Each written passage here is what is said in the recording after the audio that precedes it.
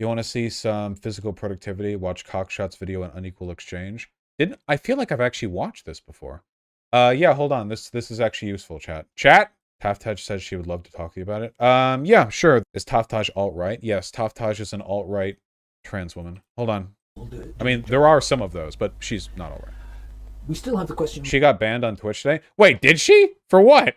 Why are wages lower in India? If there's no unequal exchange, why are Indian wages so much lower than US wages? Surely unequal exchange is the only explanation viable for this. No, the cause is the much lower development of the forces of production in Indian capitalism compared to American capitalism. We're going to look at two key industries, ones which you can measure the output in physical quantity terms. This goddamn audio quality, oh my god. Agriculture and steel. And we'll see just by how much Indian capitalism lags behind. This is 1.5 times speed. Let's look at agriculture first.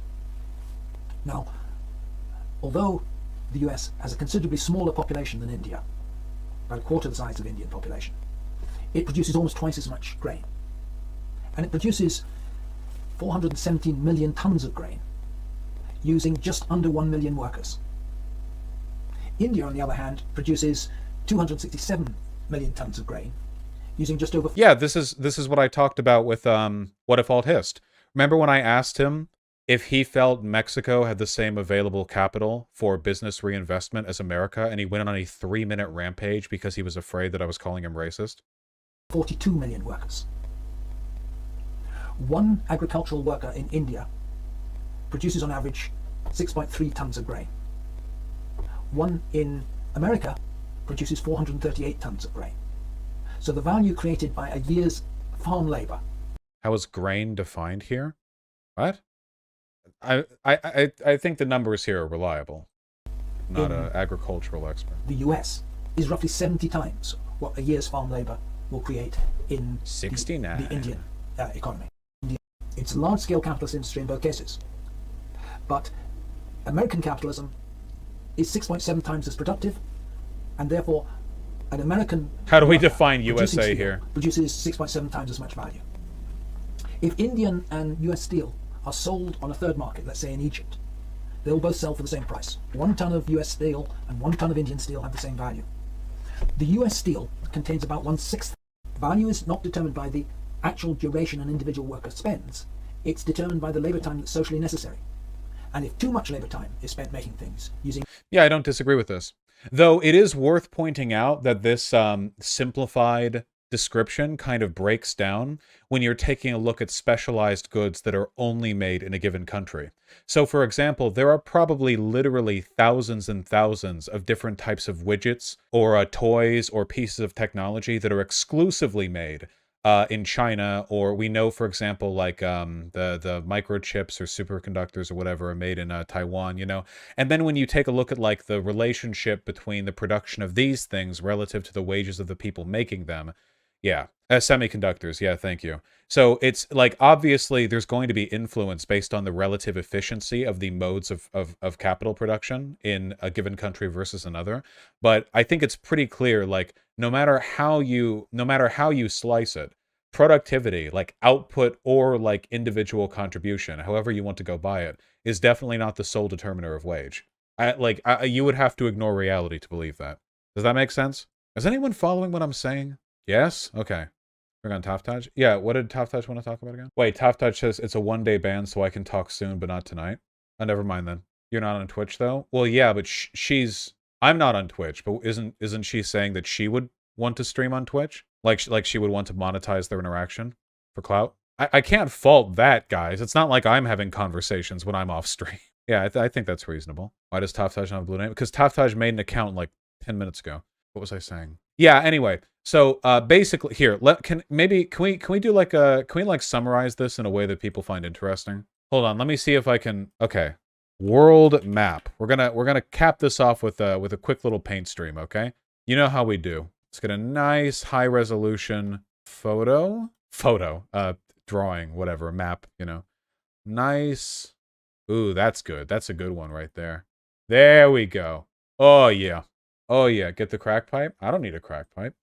All right, listen up, people. All right, today we're going to learn about productivity. All right, are you guys ready for it? So some people Some people will say that productivity differs a bunch all over the world, and that's why some people are wealthy and some people are poor. These people are retarded, all right? People here work hard. You know who works harder? People here. I'm guessing. Life is a lot harder here for the most part than it is over here. I'm kind of generalizing a little bit, okay? People work pretty hard all around, you know? There's a lot of hard work going on all over the place. Woo! Lots of stuff. None of that, you know? So if you wanted to moralize this, the thing is, when we're talking about disparity in income, okay, there are two roads you can go down, okay? Descriptive and prescriptive. Descriptive is an attempt to explain why there are differences in average income between countries, whereas prescriptive is trying to argue what they should be or justify what they are. It's a moral argument. Yes, especially the feds in Antarctica. Exactly, Shu. You know, so you understand the difference? Okay? Now, here's the thing. Descriptively, so we're just describing reality here. Why are there differences in total, and then a little dollar sign here in Sudan? You know, why are there differences in average income between these countries? Well, the answer is really complicated. All right? Really, really complicated. Really complicated. I mean, you've got colonialism. You know, why is this part of the world and this part of the world and this part of the world doing a lot better than most every other part of the world? You know, it's complicated. A lot of stuff like that. If you're talking descriptive, I think there's a lot you can do, a lot you can say. I don't want to focus on that too much. But here's the issue, folks. And this is what gets my goat, okay? The thing that bothers me is when people make descriptive claims, but frame them in a way that makes them have prescriptive outcomes, okay? Now, I bet you see this a lot, and you do, because people do this all the time with black crime in the United States, you know? There are descriptive explanations for why crime rates are different between different racial groups here in the States. But oftentimes what people will do is they'll selectively cite descriptive points to imply the prescriptive. And that's when it's racist. You know, there's nothing racist at all, no matter what conservatives say. There's nothing racist about saying black people commit violent crimes at a higher rate than white people. That's a fact, you know? But there is something racist about saying, you know, well, why do we have so much social division? Well, I don't know, you know? You know, people might cancel me for this, but all you have to do is take a look at the black crime rate and maybe there's your problem, you know? Technically, they haven't framed anything there outside an acknowledgement of a descriptive fact, but it's very clear what the prescription is, and it's racist. So, we're getting back now to national income disparities, okay? The reasons why there are disparities are really, really complicated, but a really, really, really common thing that people will do is try to frame these differences as though there's something inherently better about wealthier parts of the world. So they'll talk about entrepreneurial spirit. They'll talk about, you know, business ingenuity. They'll talk about, you know, economic acumen, stuff like that. They'll talk about characteristics in which wealthier countries have ideologically, intellectually, or economically surpassed other parts of the world. The problem with this is that it's kind of cyclical. You know what I mean? Like, let's say there are two countries, country A and country B. Country A, 500 years ago, develops a robust military, invades country B, takes a significant portion of their population as war slaves, robs them of natural resources, and destroys their infrastructure. And then they go at peace, and they remain peaceful for a long time. Now, country A is going to have quite a head start on country B in terms of post-industrial development as a product of that little feud they had back in the past, right? That's imperialism 101. That's just a natural consequence of how causality works, right? But as a product of the greater wealth of country A might have developed better schools, better economists. And therefore, it's entirely possible that 50 years down the road from that, country A now is wealthier in large part due to the better business acumen of the people educated in country A.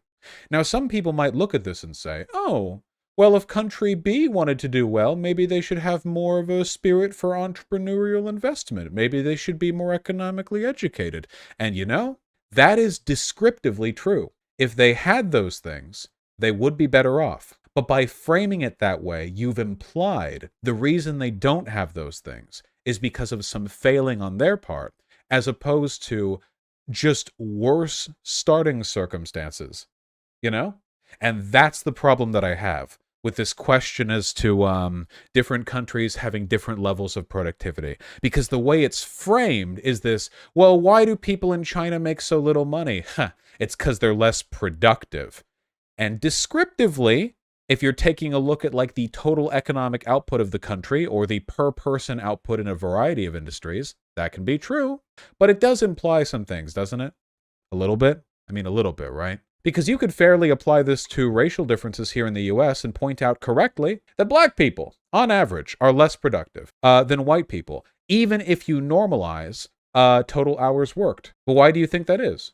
Well, a huge part of that is because black people are poorer, which means that they're going to work in lower level industries and therefore have less of an economic impact on the country that they live in. And thus you have a cyclical issue. But if somebody just said, well, black people are poorer because they're less productive, that to me implies a prescriptive judgment, a moralistic justification for their economic circumstances. Does that make sense to everyone? Does everyone understand why I'm getting at this? I want to be very clear about this just to make sure there's no confusion, because I know my community sometimes, you know, they don't fully get what I'm getting at.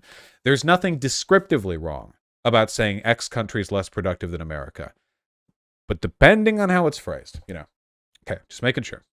Vaush, the Asian tigers, they started from behind and were able to develop fairly quickly. I guess there were very few exceptions of these.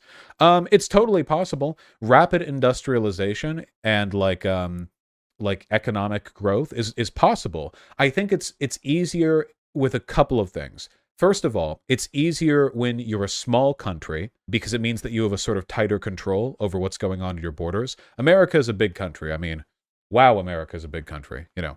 Russia, huge country. But if you're South Korea down here, you know, or hell, you know, if you're Singapore right there, I mean, you know, you have a bit more direct control over the direction that your country or city-state, you know, heads in. Taiwan as well. Yeah, that sort of thing. That's one. For two, it generally helps to have the backing of more powerful neighboring countries. Like, you don't want to be under threat of invasion, right? Obviously, South Korea, well, I wouldn't say South Korea benefited from our support because we basically put a dictator in charge over there and they had to oust him. But, you know, we're bad. Yeah, the Asian tigers were generally quite authoritarian, which did give them, you know, allowed them to supersede democratic considerations, which I suppose at times can have some advantages. It's complicated. The point is it can be done, but there are always consequences. What's been going on over here lately? I wonder. History is complicated. Real life lore is complicated. Oh yeah, for sure. All right, folks, hold on to your hats. We're not done quite yet. So wait, what did Taftaj get banned for? Holy shit, I'm not surprised. Taftaj, I could have warned you with this one. Yeah, when your bikini has underboob, I'm pretty sure Twitch is gonna bring the hammer down. What's wrong with that? I'm not making a moral argument. I'm talking about Twitch TOS here. I've seen them banned for less, that's for sure. No, Godspeed. Did she get permabanned? No, just for a day. They don't want to permaban a trans woman. Maybe I should be trans, just so Twitch won't ban me again. Why do you have a marshmallow stapled to your ear? It's a kink thing.